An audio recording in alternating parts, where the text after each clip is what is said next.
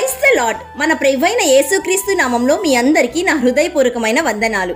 ఈ రోజు దేవుని జీవవాక్యము యెషయా గ్రంథం 34వ అధ్యాయము 16వ వచనము. యెహోవా గ్రంథమును పరిశీలించి చదువుకొనుడి. Isaiah chapter 34 verse 16. Look in the scroll of the Lord and read.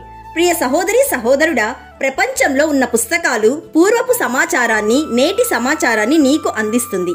అయితే పరిశుద్ధ గ్రంథమైన బైబిల్ నీకు సమాచారాన్ని అందించడమే కాదు, నీకు బోధిస్తుంది. అంటే నీవు సమాజంలో ఎలా జీవించాలో నేర్పిస్తుంది.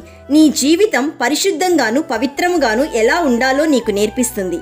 అంతేకాదు నిన్ను ఖండిస్తుంది. అంటే నీవు తప్పు చేయకుండా హెచ్చరిస్తుంది. అంతేకాదు ఒకవేళ నీవు తప్పు స్థితిలో ఉంటే నిన్ను మంచి ప్రవర్తనలోకి నడిపిస్తుంది, మంచి మార్గంలో కొనసాగేలా నేర్పిస్తుంది. అందుకే దేవుని వాక్యం సెలవిస్తుంది, యెహోవా గ్రంథమును పరిశీలించి చదువుకొనుడి. కాబట్టి ప్రియ దేవుని బిడ్డ, నీవు మంచి వ్యక్తిగా జీవించాలన్నా, మంచి కార్యాలు చేయాలన్నా, పరిశుద్ధమైన జీవితం జీవించాలన్నా నీకు ఒకే ఒక్క మార్గం, అది దేవుని జీవవాక్యం. అటువంటి జీవవాక్యాన్ని ప్రతిదినము ధ్యానించు, వాక్యానుసారమైన జీవితం జీవించు. దేవునికి వ్యతిరేకమైన కార్యాలను విడిచిపెట్టు. జీవ గ్రంథంలో దేవుడు ఇస్తున్న ప్రతి వాగ్దానం నా కోసమే అని ప్రార్థించు. దేవుని మాటకు లోబడు. అప్పుడు నీవు నీ మార్గమును వర్ధిల్ల చేసుకొని చక్కగా ప్రవర్తించెదవు.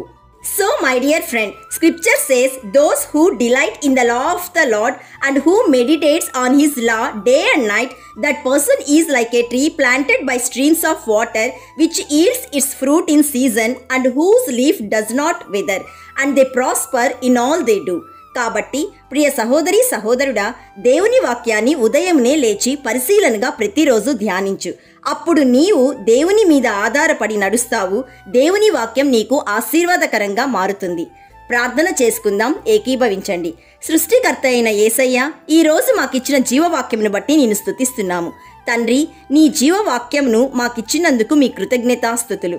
ఈరోజు జీవవాక్యం వింటున్న ప్రతి ఒక్కరూ, వారి కుటుంబాలు నీ వాక్యంను పరిశీలనగా చదివి అర్థం చేసుకుంటకు, నీ మీద ఆధారపడుటకు, నీ రాకడకు సిద్ధపడుటకు కృప దయచేయుమని సత్య స్వరూపి అయిన యేసయ్య నామంలో అడుగుచున్నాము తండ్రి. ఆమెన్. God bless you.